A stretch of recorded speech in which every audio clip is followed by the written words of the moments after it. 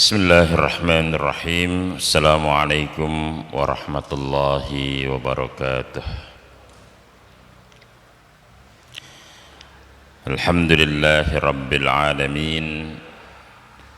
Wabihi nasta'in. Wassalatu wassalamu ala ashrafil anbiya'i wal mursalin wa ala alihi wa ashabihi ajma'in. Amma ba'd. Hadratil mukarramin, bapak-bapak, ibu-ibu, saudara-saudara jamaah salat subuh rahimakumullah.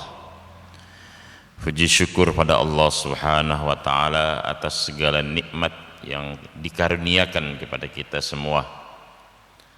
Salawat dan salam semoga senantiasa terlimpahkan kepada baginda Nabi sallallahu alaihi wa alihi wasallam.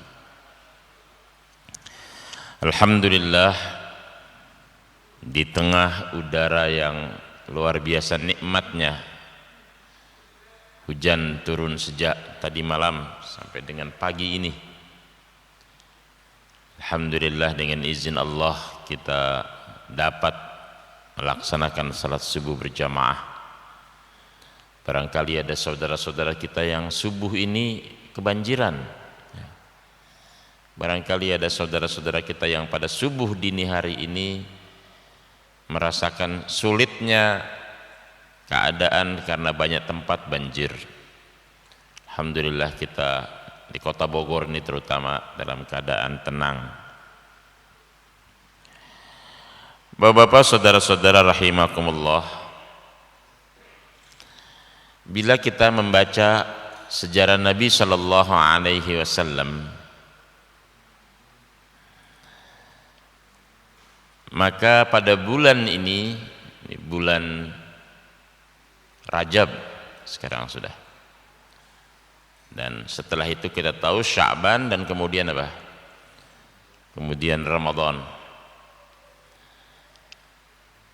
Secara umum kita mencatatnya di bulan Rajab adalah bulan apa?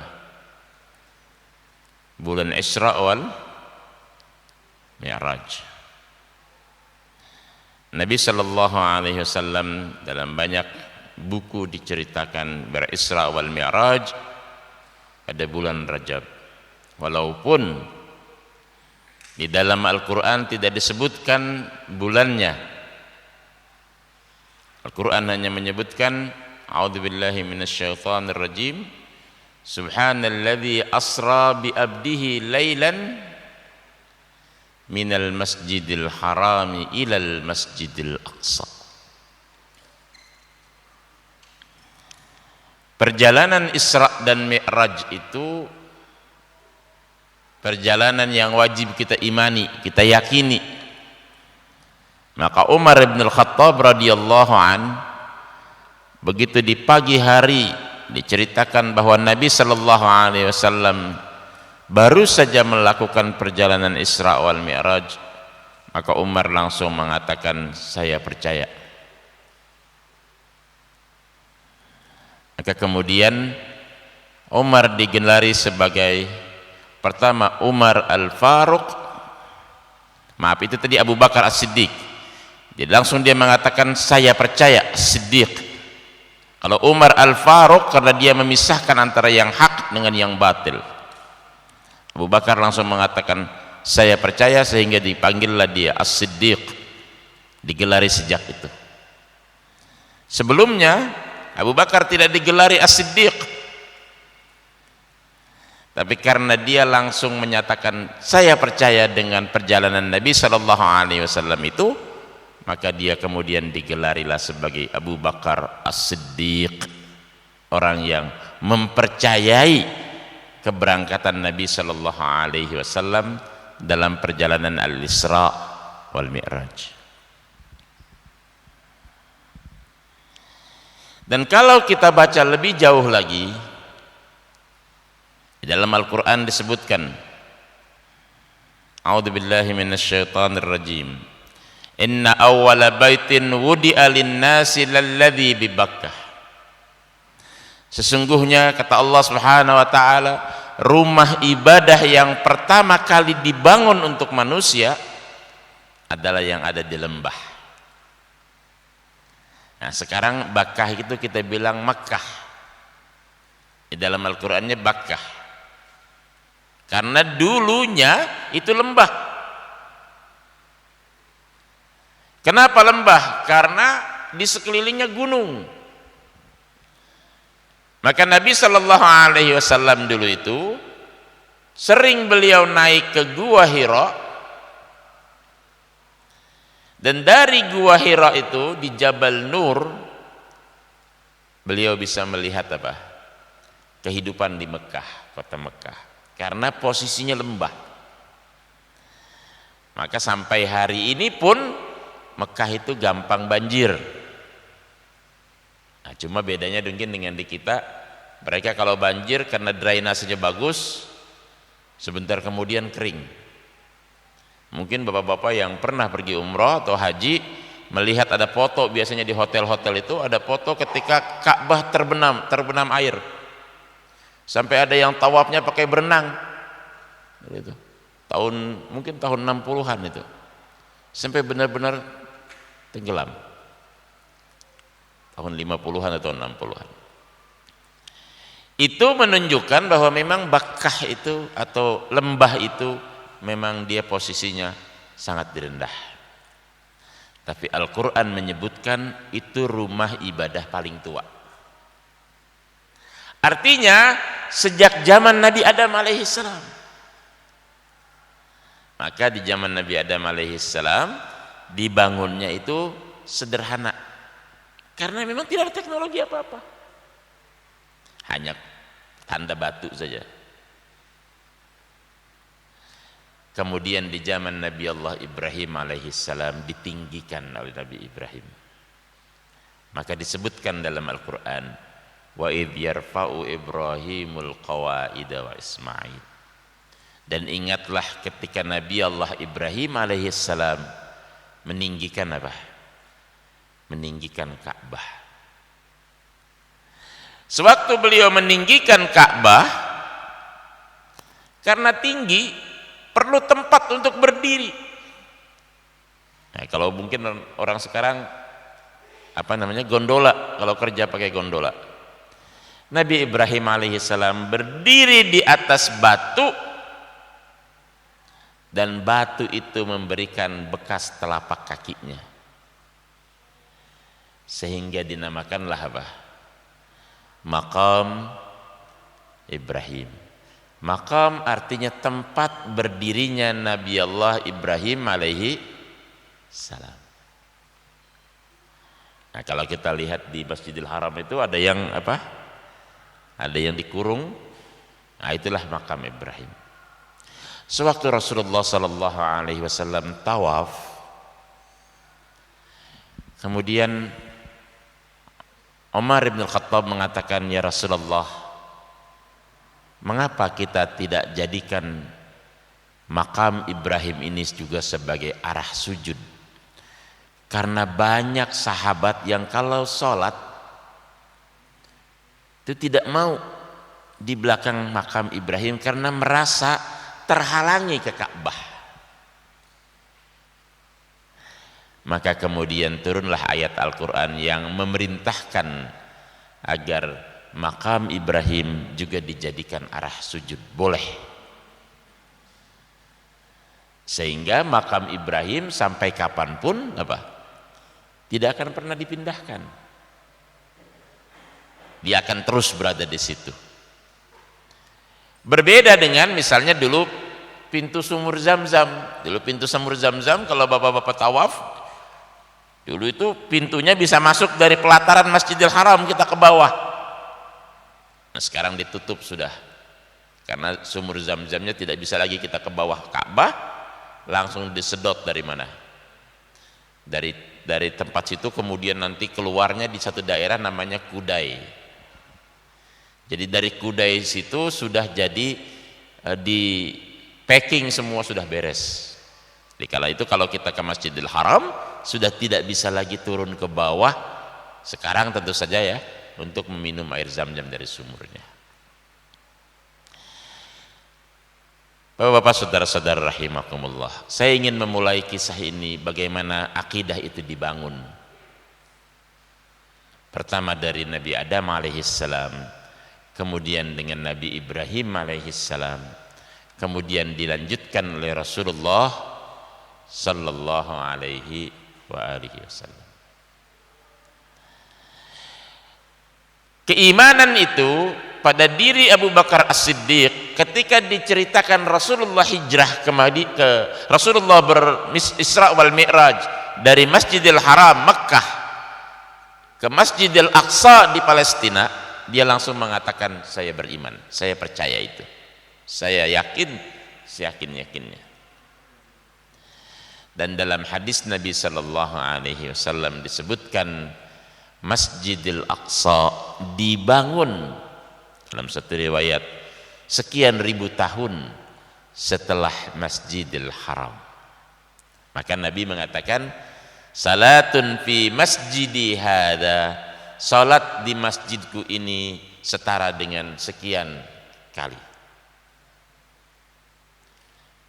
Salat kemudian di Masjidin Nabawi, di Masjidil Haram, setara dengan 100.000 kali. Kemudian salat di Masjidil Aqsa setara dengan sekian kali. Jadi hanya ada 3 masjid, kata Nabi sallallahu alaihi wasallam, la tasuddur rihal, jangan kalian paksakan diri kalian berperjalanan jauh, illa ila thalathati masajid, kecuali kepada 3 masjid ini, Masjidil Haram, Masjidil Aqsa, dan apa? Dan Masjidin Nabawi sallallahu alaihi wasallam. Masjidil Haram alhamdulillah tenang di bawah kekuasaan umat Islam. Masjidil Aqsa sayangnya sekarang apa? Dalam keadaan dicengkram oleh kekuasaan apa? Kekuasaan Yahudi. Kalau Masjidil Aqsa, Masjidil Nabawi tenang kita. Kata Nabi sallallahu alaihi wasallam dalam hadis lainnya, beliau mengatakan apa? Tentang wabah, kata beliau, tidak akan terjadi di Madinah. Baru seminggu yang lalu kalau tidak salah, Syekh Sudais dalam satu ceramahnya mengatakan hanya ada 2 tempat yang sekarang ini benar-benar aman dari virus, yaitu Masjidil Haram dan Masjidil Nabawi. Tentu saja dengan upaya manusia di dalamnya. Dan ini janji Rasulullah sallallahu alaihi wasallam ketika Rasulullah sallallahu alaihi wasallam mengatakan, atani Jibril bil huma wat taun.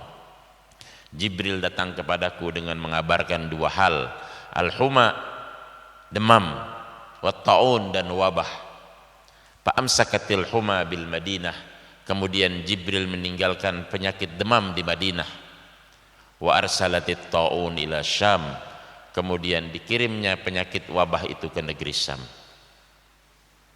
Kemudian beliau mengatakan, dengan izin Allah Subhanahu wa taala, kota Madinah ini tidak akan dimasuki wabah dan dajjal. 2 hal itu. Tapi dengan ujung kalimat Rasulullah mengatakan biidznillah, dengan izin Allah Subhanahu wa taala. Nah, Bapak-bapak, saudara-saudara rahimakumullah, Masjidil Haram dalam genggaman umat Islam, Masjidin Nabawi dalam genggaman umat Islam, tetapi Masjidil Aqsa sekarang kondisinya tidak tenang. Ini bagian daripada keimanan kita, bagian daripada kewajiban kita, karena seorang ulama mengatakan tahriril Aqsa amanatun inda kulli unuqil muslim. Bercita-cita membebaskan Masjidil Aqsa adalah amanah pada diri setiap orang yang beriman. Rasulullah sallallahu alaihi wasallam dalam banyak riwayat tadi saya katakan di awal, bermi'raj dalam bulan Rajab, walaupun ada pendapat yang berbeda, tetapi esensinya adalah dari masjid yang paling tua atau dari rumah ibadah yang paling tua, yaitu Masjidil Haram, kemudian ke rumah ibadah yang tua juga, yaitu ke Masjidil Masjidil Aqsa. Kemudian Rasulullah sallallahu alaihi wasallam ketika beliau di Mekah, kita tahu semua dakwah Nabi sallallahu alaihi wasallam itu hanya 10 tahun di Madinah. Jadi selebihnya hidup Nabi sallallahu alaihi wasallam sebagian besar di Mekah. Baru kemudian beliau hijrah ke Madinah dan tinggal di Madinah kurang lebih hanya 10 tahun. Balik Nabi sallallahu alaihi wasallam ke Mekah, terjadi Fathu Mekah atau pembebasan kota Mekah. Kemudian beliau pergi haji.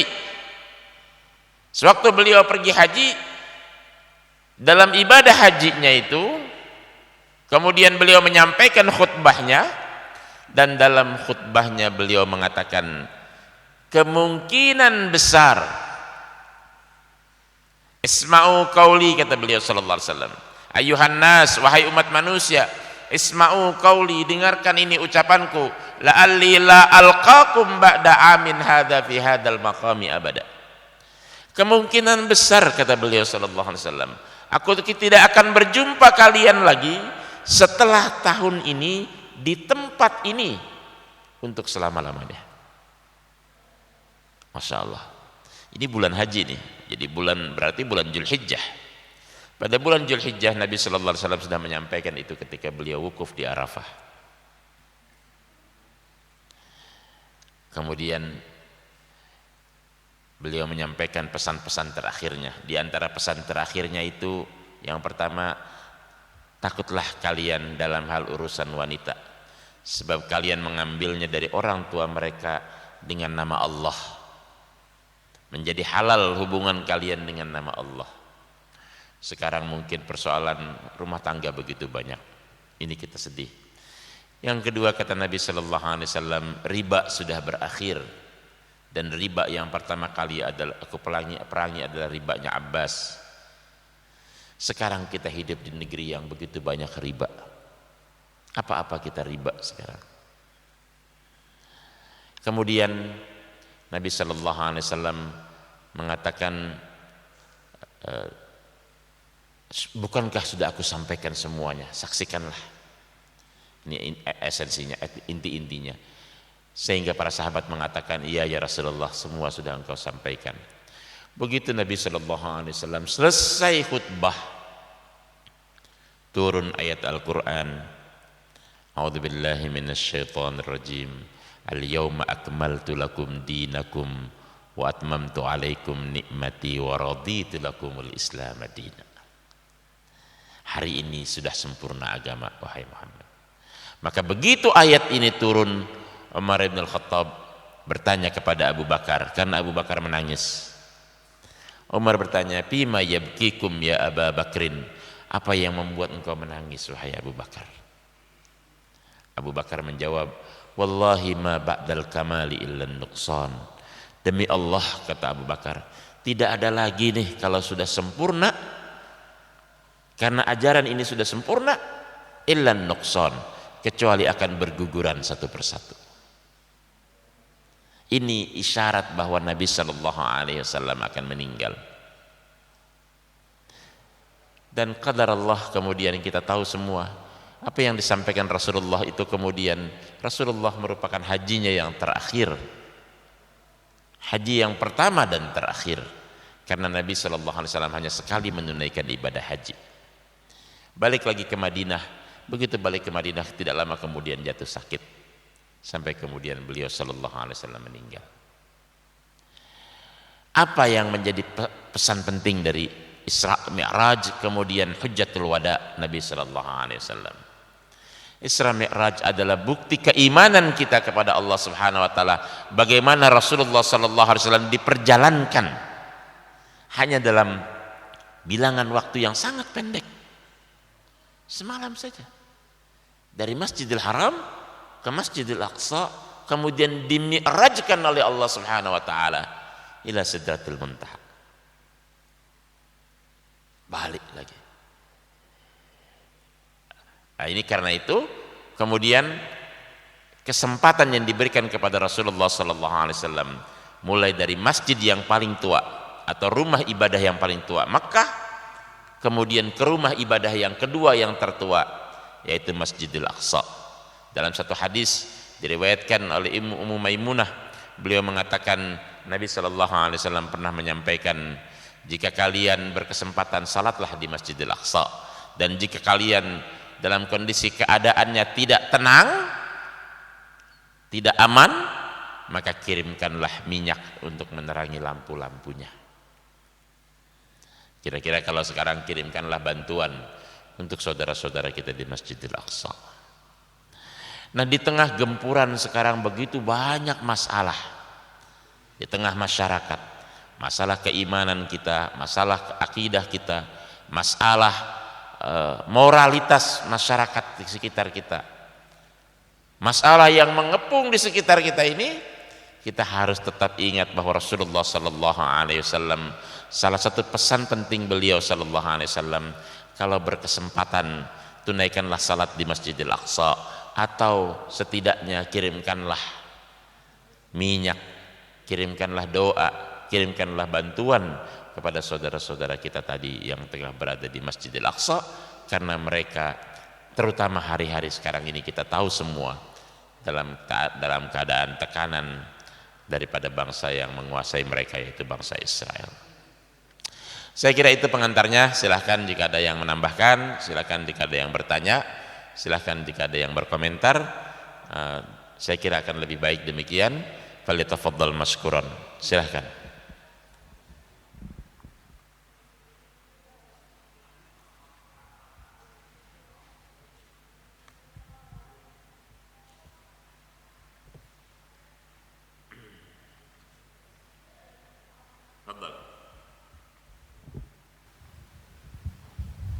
Ada yang mau bertanya? Sepertinya lanjut dulu, Ustaz. Lanjut dulu.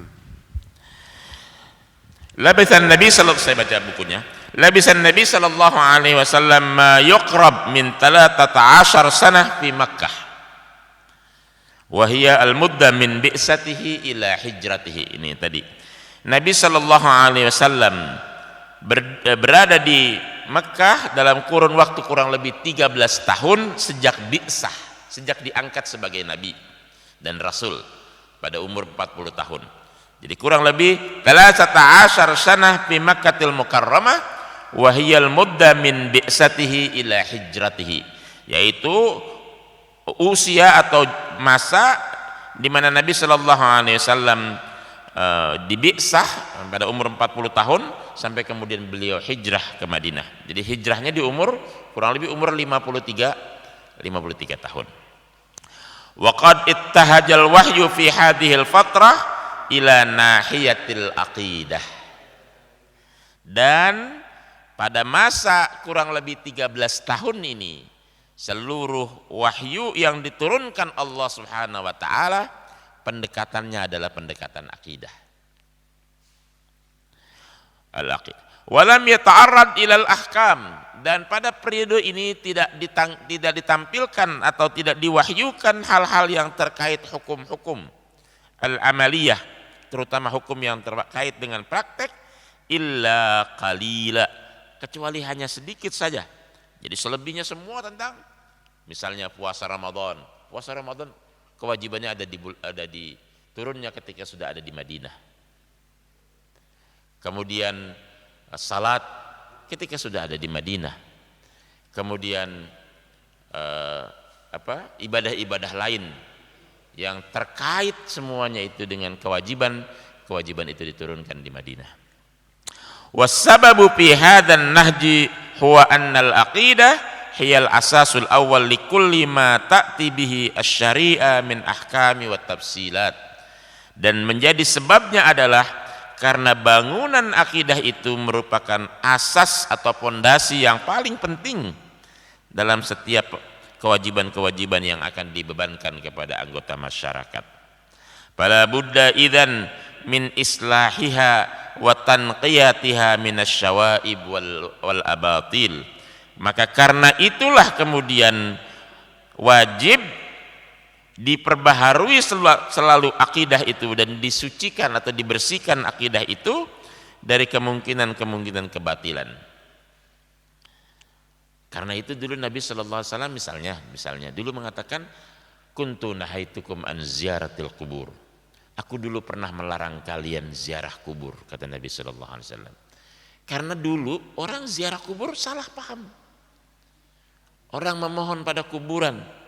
Maka kata Nabi sallallahu alaihi wasallam, kuntu nahaitukum, aku pernah larang kalian. Kemudian beliau mengatakan, ala fazuruha, sekarang kalau mau berziarah boleh. Fa innaha tudzakirukum an hayatil akhirah, karena kemudian ziarah kubur itu akan mengingatkan kalian dengan kehidupan akhirat. Nah, sekarang banyak lagi yang keliru kita dengan ziarah kubur misalnya. Nabi sallallahu alaihi wasallam kemudian ketika ditanya, ya Rasulullah, aku ini mengalami qaswatul qalb, hatiku keras, kalau dinasehati orang susah. Kata Nabi sallallahu alaihi wasallam, maukah engkau aku beritahukan cara pengobatannya? Kira-kira begitu.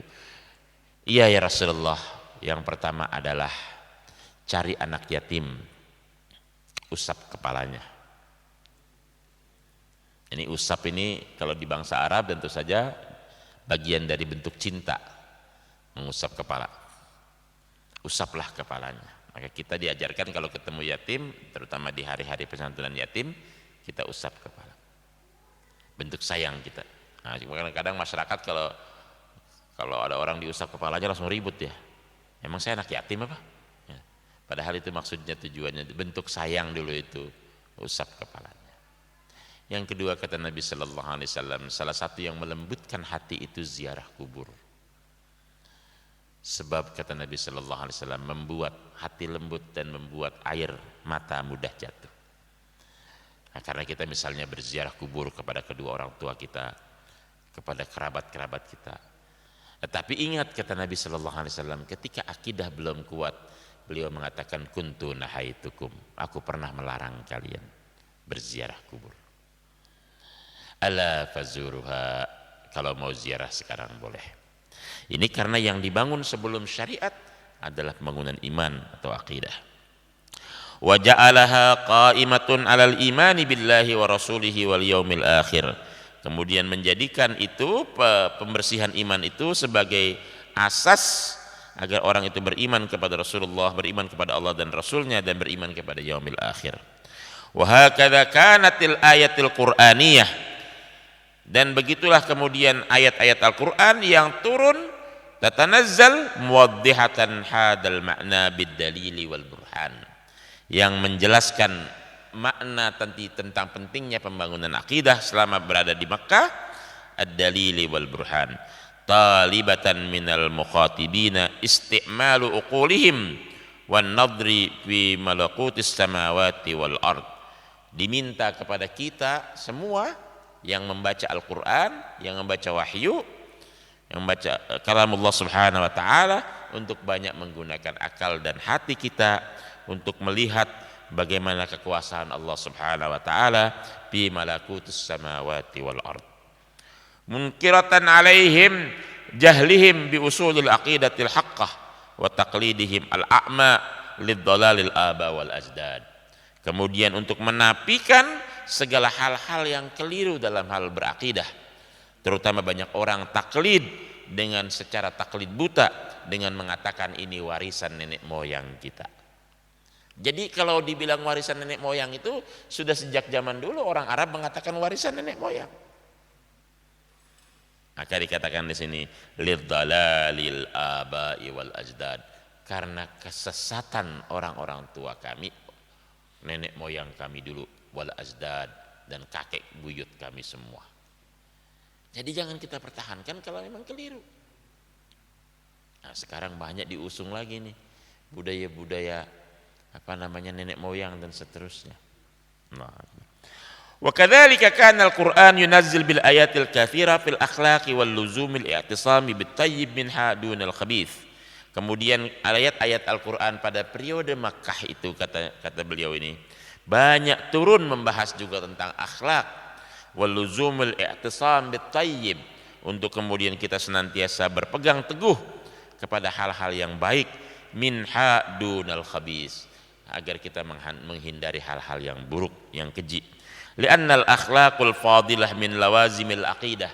Karena kalau sudah orang terlihat akhlaknya baik, maka itu bentuk daripada benarnya akidah dan seterusnya. Ammal ahkamil amaliyah fakana tashri'uha ala nahwi qalil.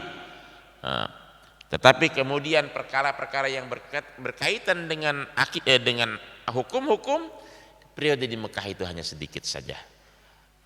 Baru kemudian at-tashri'un Nabi sallallahu alaihi wasallam ba'dal hijrah. Maka setelah beliau sallallahu alaihi wasallam berhijrah, barulah kemudian datang perintah-perintah. Maka salah satu hal yang berat buat orang munafik, kata Nabi sallallahu alaihi wasallam, itu salat Isya dan salat subuh. Dua salat yang berat buat orang munafik. Kenapa? Karena pada saat sudah munafik itu, setelah saya selesai salat Isya ada banyak perintah. Di Mekah tidak ada munafik. Di Mekah hanya ada kafir. Jelas permusuhannya.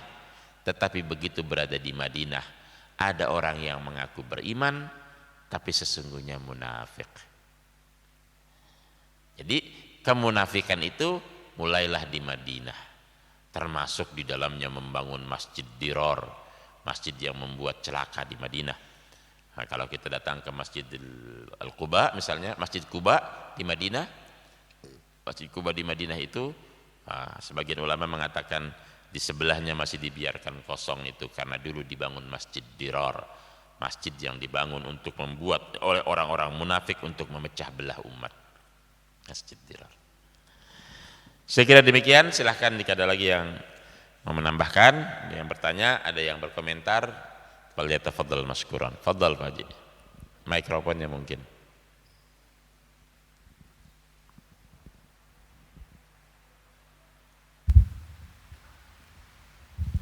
Assalamualaikum warahmatullahi wabarakatuh. Tadi saya mendengar bahwa tempat ibadah pertama itu adalah di Mekah. Tapi kalau mungkin juga saya salah, bukannya Mekah itu berkembang setelah Nabi Ismail ditinggal di situ sama Nabi Ibrahim dan mendapatkan air Zam-Zam. Itu pertanyaan satu. Yang pertanyaan kedua, kalau ziarah kubur itu bagaimana? Apakah kita seperti lazimnya di sini kita memberikan air dan bunga gitu? Terima kasih.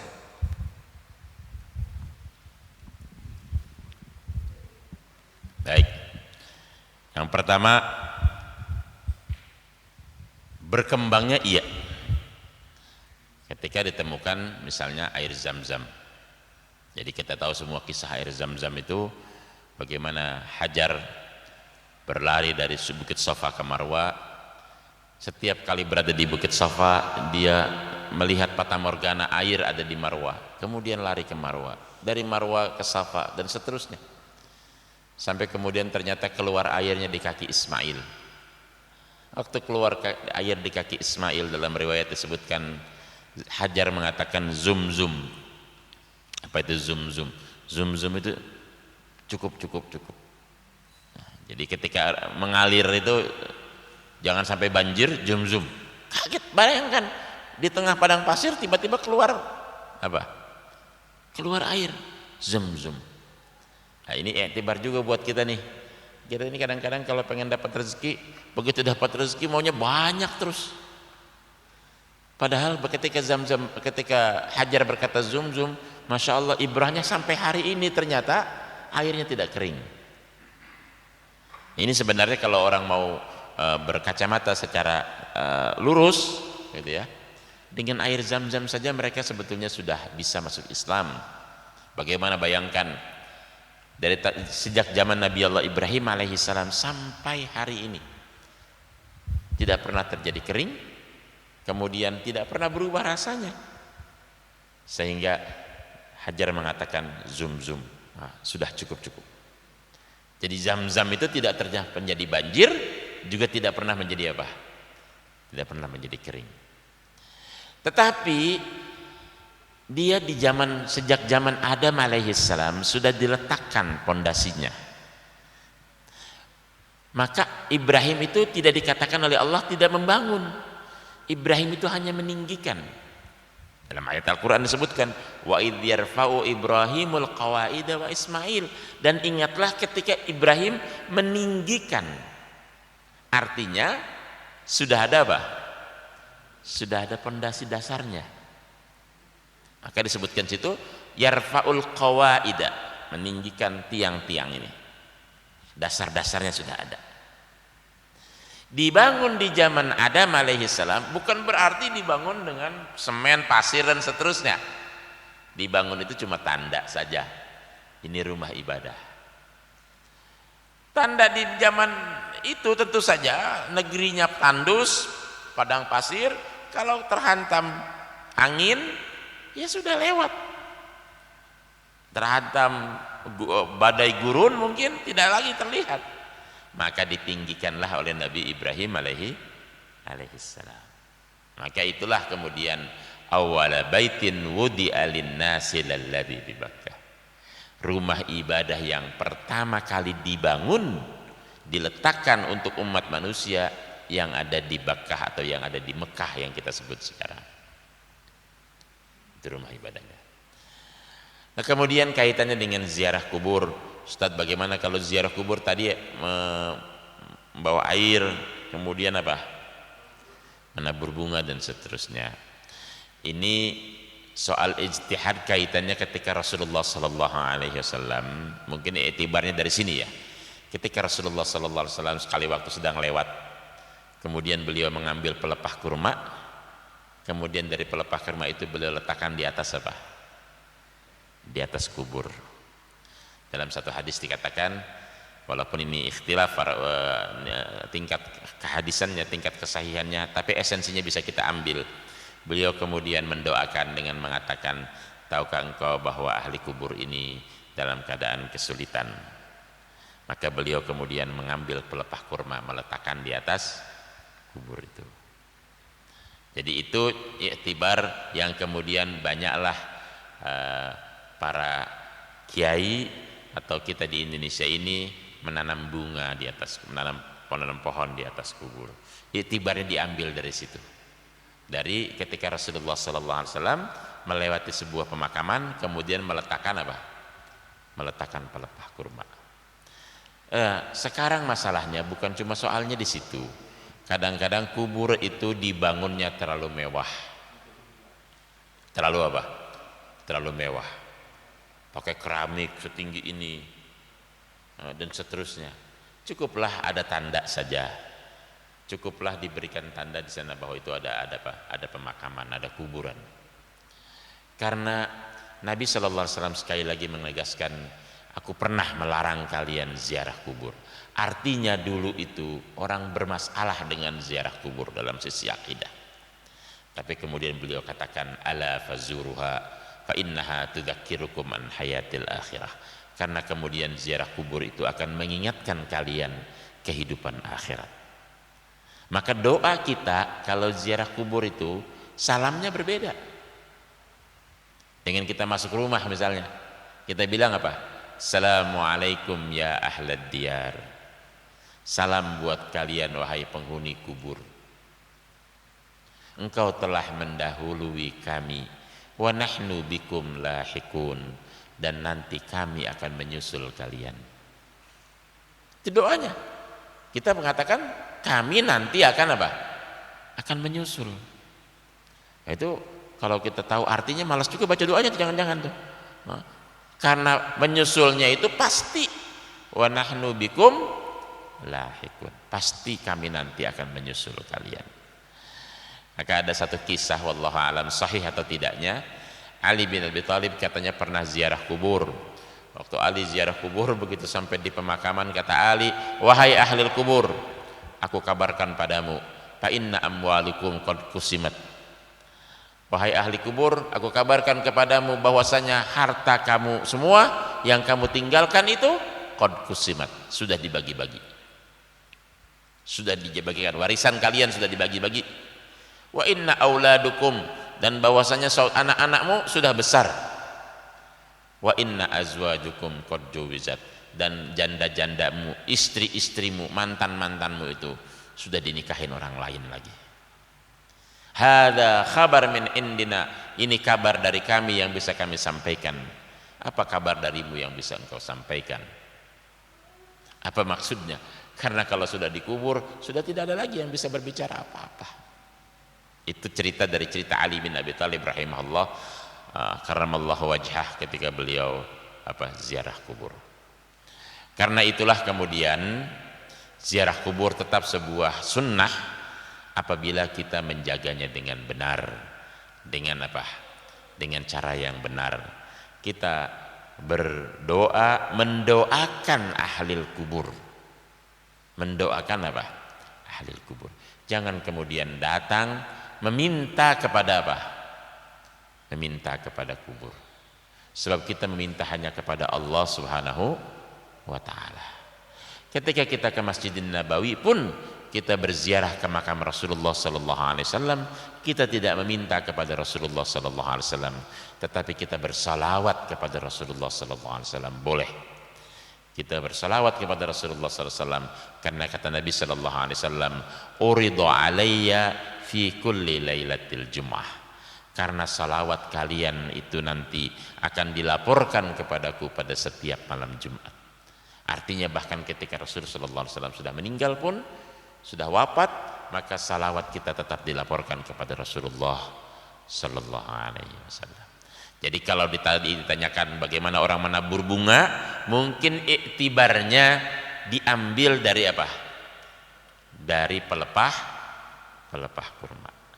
Cuma kan di Indonesia tidak ada pelepah kurma, ya kan? Tidak ada. Kemudian ya cara yang paling ininya iktibar ini saja, mungkin ijtihad dari situ. Wallahu a'lam bishawab.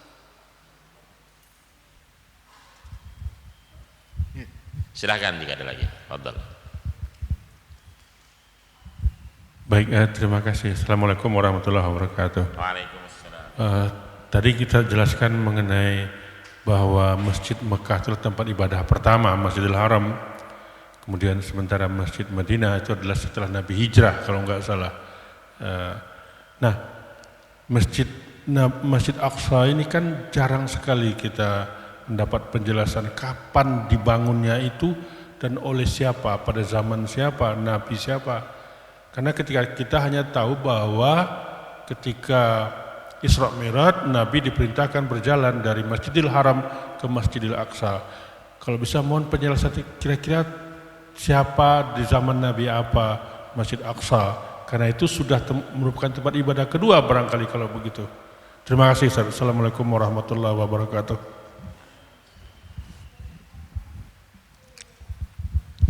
Nabi Allah Ibrahim alaihissalam itu berperjalanan atau musafir, makanya dibilang abrahah kalau orang Nasrani atau dalam bahasa Inggris, itu antara lain karena hidupnya itu pengembara,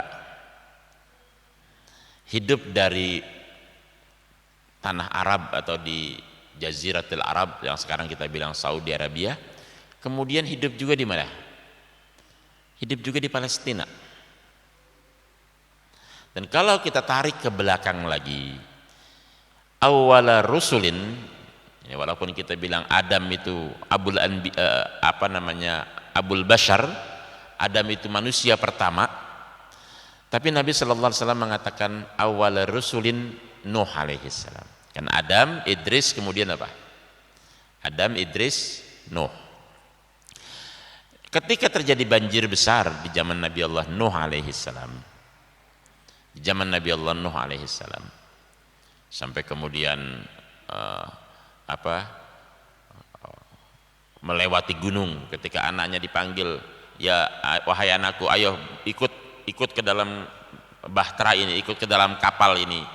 Kemudian anaknya mengatakan, sa'awi ila jabalin ya'simuni, aku akan lari ke gunung karena dengan gunung nanti pasti aku selamat.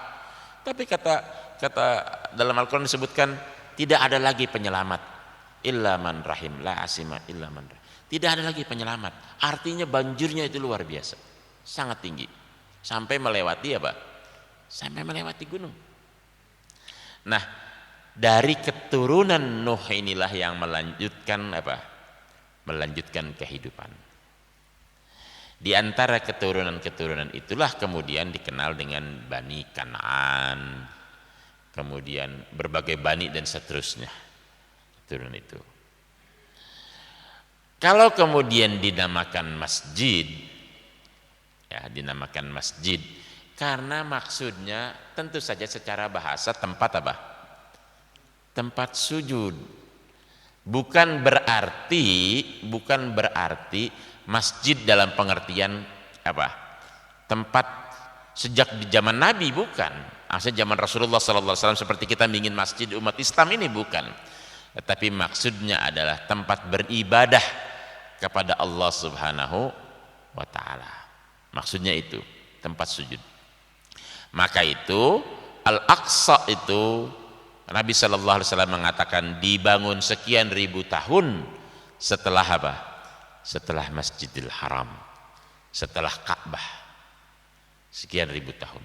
Barangkali wallahu alam kalau kita tarik iktibar di sini, pembelajaran ini yang melanjutkan peradaban setelah zamannya Nabi Adam, kemudian Idris, kemudian banjir besar di zaman siapa? Di zaman Nabi Nuh alaihi salam.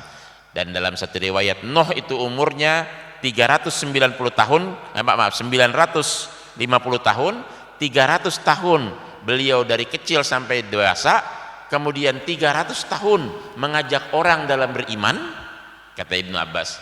300 tahun dakwahnya itu, tapi tetap sedikit saja pengikutnya.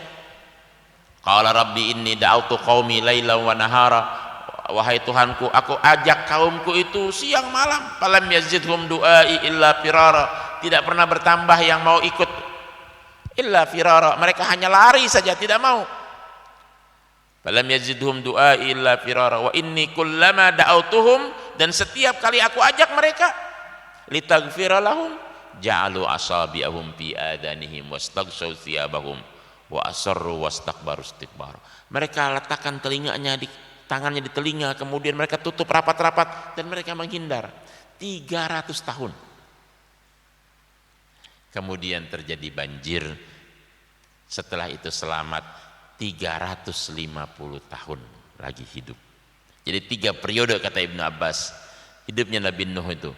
Periode kecil sampai mendapatkan nubuah, kenabian dan kerasulan 300 tahun. Periode kedua dakwah selama 300 tahun. Kemudian periode ketiga kehidupan setelah banjir, ya, dan membangun peradaban selama 350 tahun. Walaqad arsalna Nuhan, dalam satu ayat disebutkan walaqad arsalna Nuhan ila qaumihi falabisa fihim alfasanatin illa khamsina aman fa akhadhahumut tufanu wa hum dhalimun. Kami utus Nuh dan dia hidup bersama kaumnya 1000 dikurang 50. Fa akhadhahumut tufanu wa hum dhalimun. Kemudian terjadi badai banjir besar dan mereka dalam keadaan zalim. Jadi ini yang karena yang melanjutkan peradaban itu anak keturunannya siapa? Anak keturunannya Nuh. Anak keturunannya Nuh. Anak keturunannya Nuh antara lain Nabi Allah Ibrahim alaihissalam, terus-terusnya lah itu kemudian anak keturunan daripada Nuh alaihissalam. Kemudian jadilah yang kita kenal apa namanya para anbiya. Dari mengapa banyak anbiya di kalangan Bani Israel? Ya ini karena kemudian ada Bani Kan'an. Jadi kalau sekarang Palestina itu bangsa Arab yang ada di Palestina sesungguhnya itu garisnya Bani Kan'an, bukan Quraisy. Jadi kalau dia garisnya Bani Kan'an, dulunya bukan bahasa Arab, bahasa percakapannya. Nah, kan wilayah Suriah itu atau wilayah timur itu bahasanya dulu Suryaniyah namanya. Jadi ada bahasa Suryaniyah, ada lagi bahasa Ibriyah atau bahasa orang-orang Israel, kemudian ada bahasa Arab yang kemudian menjadi bahasa Al-Quran, ini dalam bahasa Al-Quran. Nah di sana itu di negeri timur itu, lalu kenapa sekarang Ustadz mereka bicaranya bahasa Arab? Orang Palestina nih. Tentu saja itu sudah proses bukan setahun, ribuan tahun lamanya. Dan dakwah Islam itu di mana-mana. Di mana-mana dakwah Islam itu menghantarkan bahasa. Misalnya Mesir kuno itu bahasanya bukan Arab. Yang kita kenal dengan Fir'aun, bahasa mereka bukan Arab. Dan berapa tahun mereka itu? 3000 tahun, Pak. Jadi Fir'aun itu berkuasa 3000 tahun. Kalau sekarang ini kita Masehi saja sekarang baru berapa? 2021 tahun. Tahun 2021. Berarti kekuasaannya Fir'aun itu masih lebih panjang dari zaman Nabi Isa sampai hari ini. Karena 3000 tahun. Ada ratusan keturunan dari kerajaan Fir'aun itu. Tapi dan bahasa mereka bukan Arab. Nah, Arab itu bahasa yang datang kepada mereka terutama sejak apa? Sejak dakwah Islam dibawa oleh Amr bin As datang ke sana. Bahasa awal mereka bukan Arab. Maka peradabannya pun berbeda, termasuk mohon maaf, sakal bentuk tubuh daripada bangsa-bangsa Fir'aun berbeda dengan bangsa Mesir sekarang. Nah, sehingga ketika ada satu orang budak yang dihadiahkan kepada Rasulullah SAW, maka dipanggilnya siapa?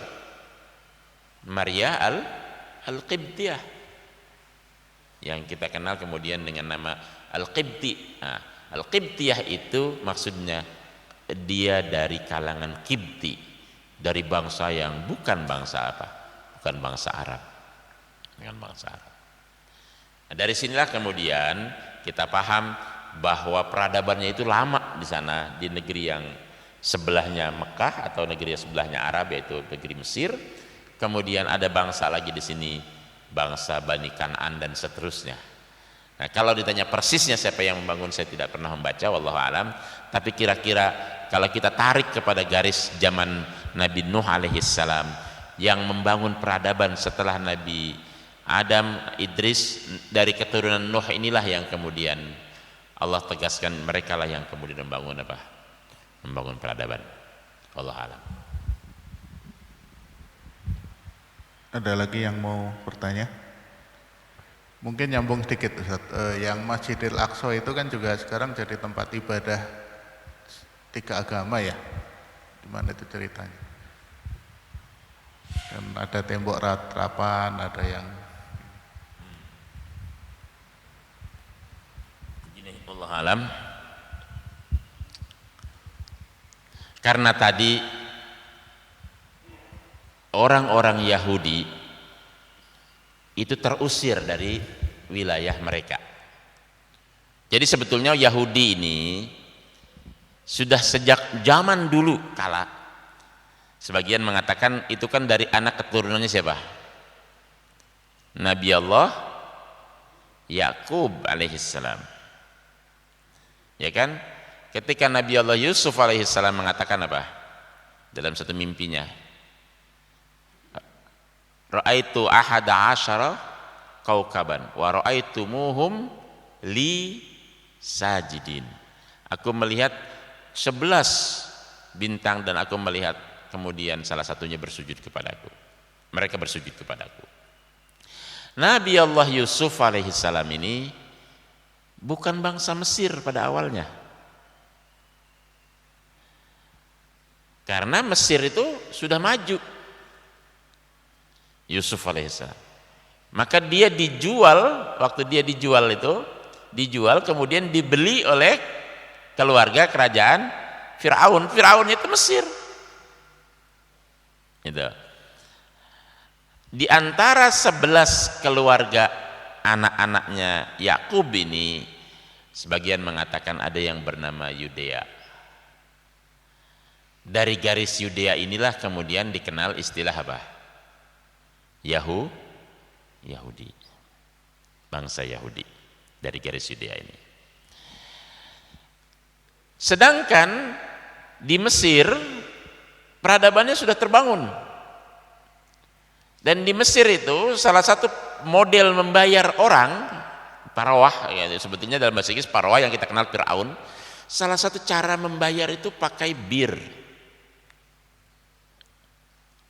Jadi kalau orang kerja jadi kuli bangunan, itu dibayarnya pakai bir. Bir itu bahan dasarnya apa? Apa Bapak-Bapak sekalian? Gandum. Maka dalam bahasa Arab, gandum itu bahasa Arabnya al-bu'ur. Yang kita bilang sekarang apa? Bir. Bahan dasarnya gandum. Gandum yang dipermentasi sedemikian rupa, disuling dan sebagainya, jadilah apa?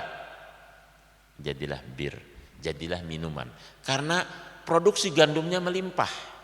Ketika produksi gandumnya melimpah, kemudian salah satu caranya disimpan dengan cara dijadikan minuman bir. Maka ketika Nabi Allah Yusuf dalam Al-Quran diceritakan ingin menahan siapa saudaranya? Bunyamin. Apa yang disembunyikannya? Takaran. Takaran gandum. Takaran untuk mengukur gandum. Karena kerajaan Firaun, ini Nabi Allah Yusuf kerajaan Firaun. Bayangkan dari seorang pendatang di kerajaan itu sampai kemudian dia menjadi apa? Menjadi raja. Kerajaan Firaun itu makmur. Kerajaan di sana makmur. Sementara kalangan Yudea nanti ke belakangnya kemudian melakukan perdagangan dengan cara curang. Kalau hutang 100.000 dibayarnya 200.000, 200.000 dibayar 300.000, terus turun temurun. Maka terjadilah perbudakan di sana. Di negeri yang timurnya ini tadi, di negeri yang kita namakan sekarang Palestina. Terjadilah perbudakan. Asbab perbudakan itu hutang.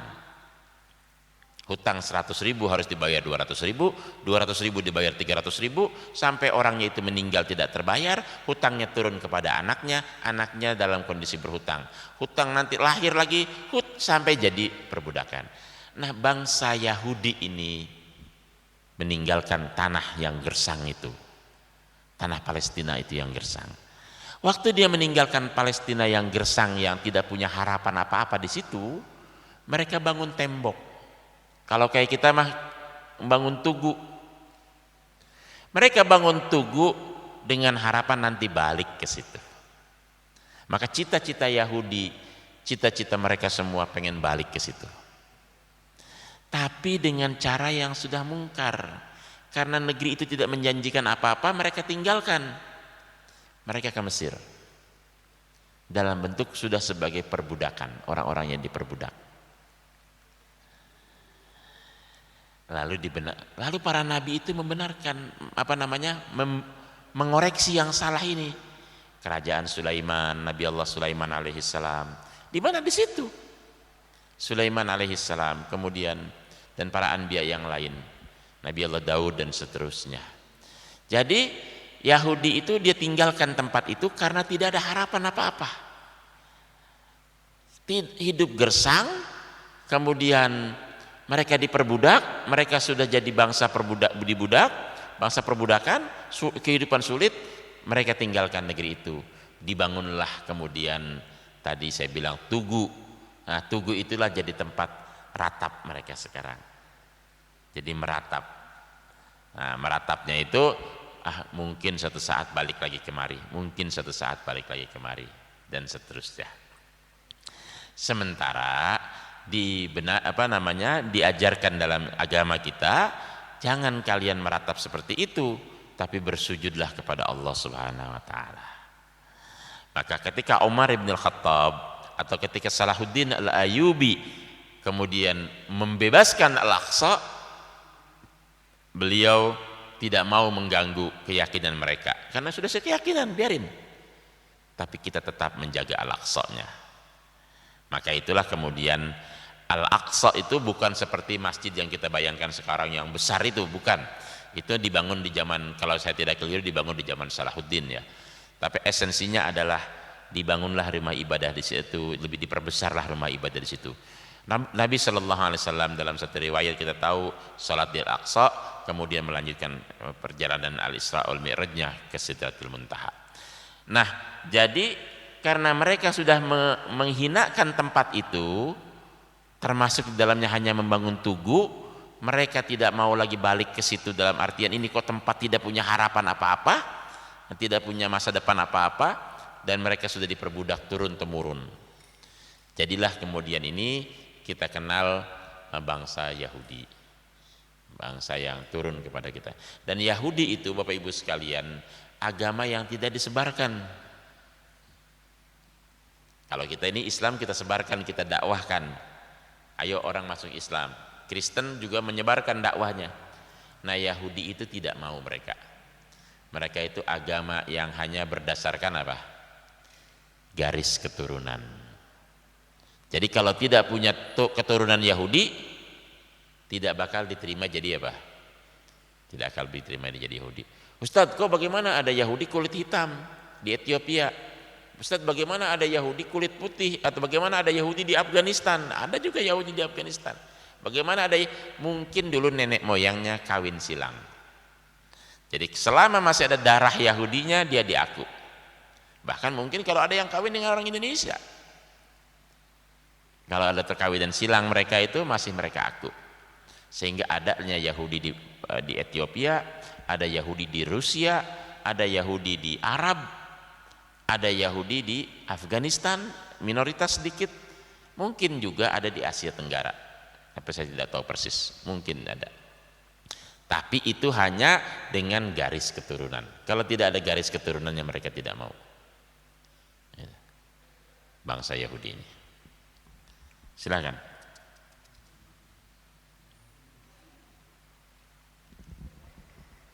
Ada lagi? Cukup Ustadz, mungkin bisa ditutup. Baik, terima kasih Bapak Ibu sekalian rahimakumullah. Kita tahu semua dalam bulan-bulan ini atau sekarang ini salah satu negara yang dilarang masuk ke Saudi Arabia adalah bangsa Indonesia ya. Karena persoalan coronavirus, dan kita satu dari 20 negara yang didaftar blacklist oleh Saudi Arabia termasuk untuk menunaikan ibadah umroh. Kalau saya tidak keliru, penentuan berikutnya diperpanjang atau tidak dalam hari-hari ini, akan diperpanjang atau tidak pemberlakuan itu. Nah, kalau diperpanjang berarti masih tidak bisa lagi orang Indonesia pergi umroh, dan kemungkinan juga musim hajinya masih agak berat karena Indonesia termasuk negara dengan tingkat keterpaparan virus masih tinggi dibandingkan dengan negara-negara lain.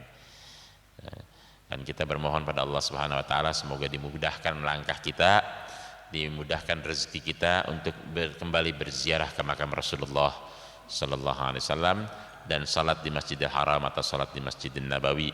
Betapa nikmatnya kita merasakan salat di Masjidil Haram dan di Masjidil Nabawi. Barangkali ada di antara kita yang pernah haji, pernah umroh, atau yang belum pernah haji atau belum pernah umroh. Kita bermunajat bermohon pada Allah Subhanahu wa taala semoga dimudahkan kita semua untuk datang ke Baitullahil Haram atau ke Masjidil Nabawi di Madinahul Munawwarah. Barangkali demikian pada pengajian subuh hari ini.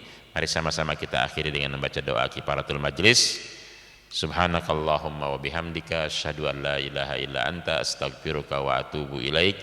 Usikum nafsi bittaqwallah. Wassalamualaikum warahmatullahi wabarakatuh.